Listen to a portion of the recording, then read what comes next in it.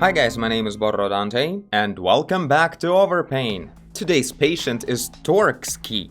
Dear Dante, I followed you a long time ago on YouTube, then I was away for a little while. When I came back, I was blown by the way you progress. This means you understand art and not only on autopilot. Sometimes I'm very much on autopilot. Attached is a recent painting I did. I can't wait to see an overpaint, or let's say overpaint on it. Thanks again, Braton. You're welcome, Tavarish. But here's the thing, this was the first picture that Torxkey uploaded, and then there was another one. But first I'm just gonna say something on the first one. It's pretty cool as it is. I guess that's why Torxkey uploaded another one. I really like it. The only problem with that, it kind of looks muddy, dirty a bit, with the colors, with just small details, small shapes. They're not very nice looking. So that's just the brushwork situation. We'll probably address it in the artwork that we're gonna work on, but really this is the only issue here. Things look a bit muddy just because brush strokes, they're not really working with each other, and I don't know how exactly it was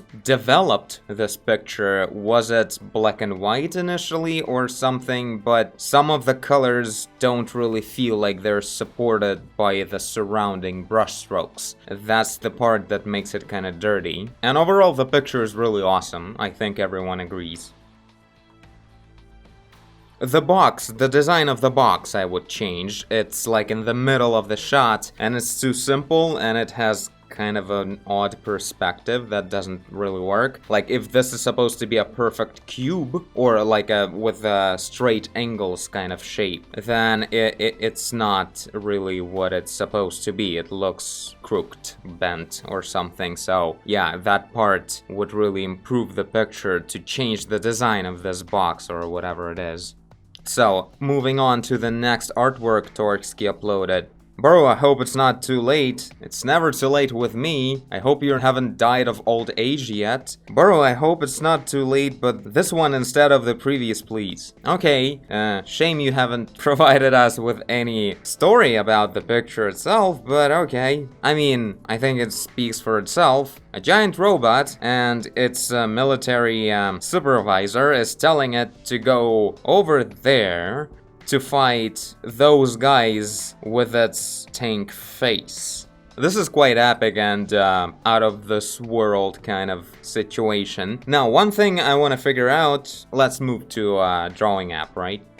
Alright, here we are. So let's figure out the situation, like where the things are happening. This is like a giant plane, flying ship, or something like that, and we're inside of it, and we're looking like downwards. This is the ground, and this guy is supposed to jump down over there. This is how I see what's going on anyway. It feels like a giant plane. I may be wrong, but otherwise why would the guy be holding these handles like that? You hold something when you're in some kind of a vehicle, especially a flying one. So let's go with the plane idea, and to start with, to be honest, if I would actually want to make it like the best I can, I would start at a sketch to change the angle. Because right now it feels a bit like something unsatisfying about this leg almost being in the shot but not completely. And the fact that this guy is on the left and this guy is on the right, like a very two-dimensional kind of picture. So it would be better if the big guy would be over there, the smaller guy would be over here, and he would be showing for the thing over there. So he's facing him like this, that guy is looking at him like that, so we're like pretty much seeing the back of the smaller guy or normal guy. And yeah, and this thing would have like strong perspective like that.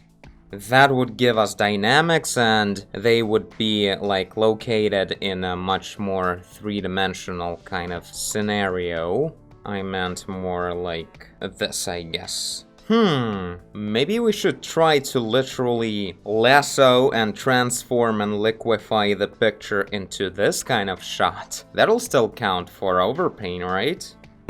let's give that a shot, because that's like number one thing that I want to change. Otherwise, the picture is pretty cool. Some work with the contrast will make things more awesome, but overall, the picture is cool. Just the positioning of everything needs to be more dynamic and cool. So let's start.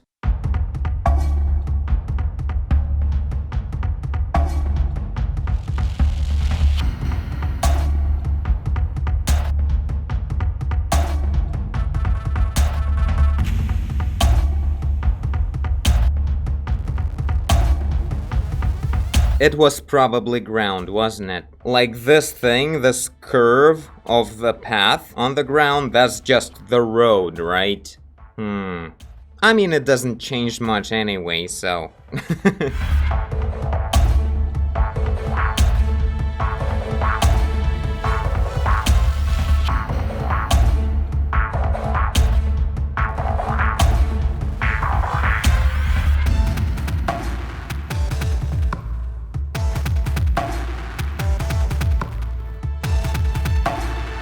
Let's make the road a bit reflective, at least where it's under the cover inside of the building. So this side is kind of reflective, kind of clean, to a certain extent at least. And as we're moving out of the building, the road gets covered more and more with dust, so it's gonna be less reflective further ahead.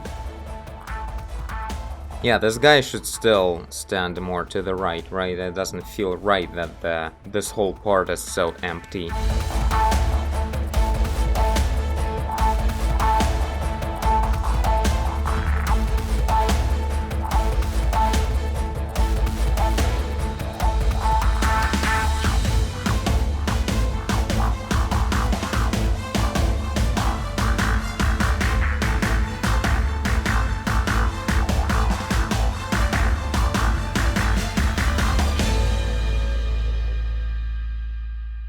So I'm removing these white lights over here, because they really don't bring attention to themselves. What I was thinking, let's add some red lights around the character, the big guy specifically. That will look sick.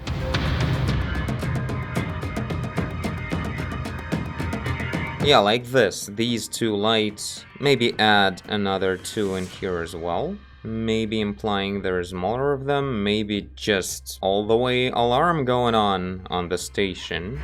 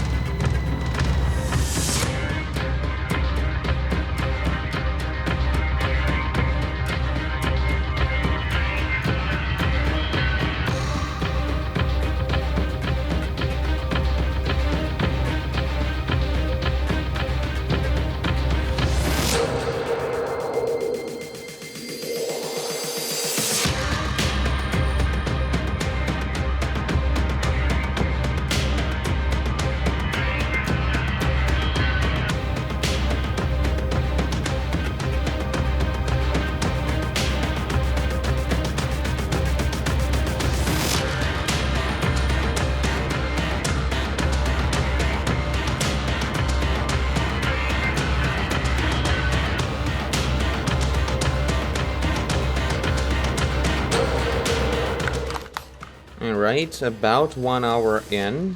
It's coming along together, kind of cool. Starts to feel like this is something like you're supposed to be looking at. That's, I guess, that factor that I felt like this picture should need a bit more. Some kind of accent.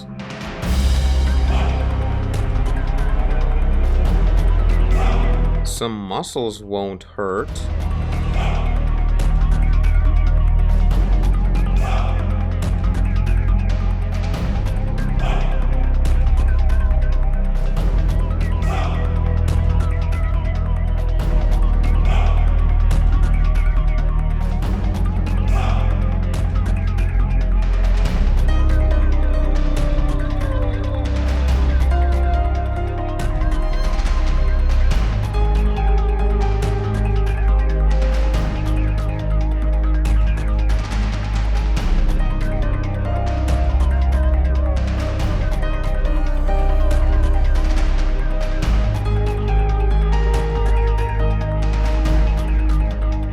Alright, I think I'm getting to be almost done. Got a bit too involved in this. In all the tiny details, it's kinda cool.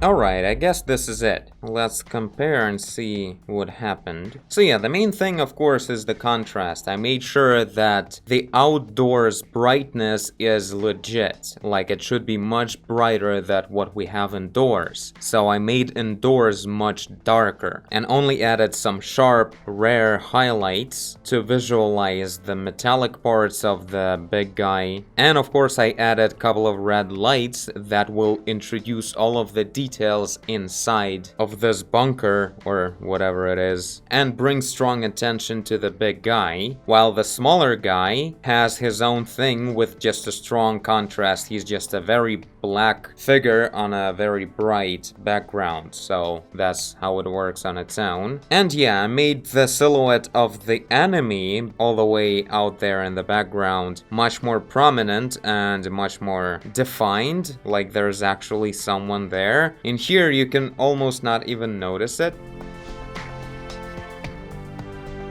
And yeah, I highlighted a little bit of his biceps, I guess, so he wouldn't look so smooth. Well, yeah, in the original there was a whole bunch of muscles, and I did just a few since the contrast and everything, and just the choppiness of my quick work didn't really introduce a lot of detail there. Yeah, and one last thing, I can see a lot of this pale dust covering this whole area, like an overlay of dusty brush strokes or something. They're really out of place or something, like it's supposed to be dark in here, but they're catching the outdoors light somehow when everything else is darker than this dust. So I don't know, maybe that was just an experiment to try and make the picture overall better than what it was when Torksky finished working on the whole thing, but I feel like this is not a good idea. This made everything a lot more flat, like this whole area. So yeah, when we have such a strong perspective, we have everything going further, like deep into the background. You should only make dust like that in layers, like in here I have this layer and then the dust, the red dust layer in this case, then another layer of dust behind the guy, and then it's a clean one in there. We can add some dust over here maybe, but I don't even know, to emphasize on the fact that there's a lot of dust, but I don't even know where to put it. It should really be just outdoors over there, like that. We can highlight the edge of the gates with some of that dust.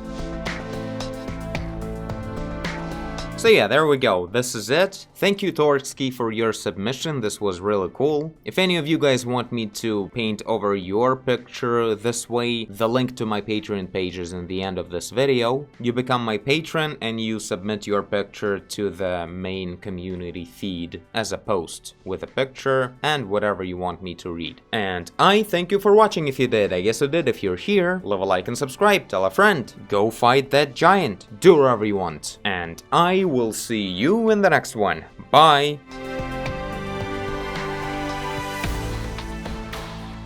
This giant was so nice and like, I don't know, he had this retro vibe. Well, this is just an insane machine. I have no idea even what it's gonna do.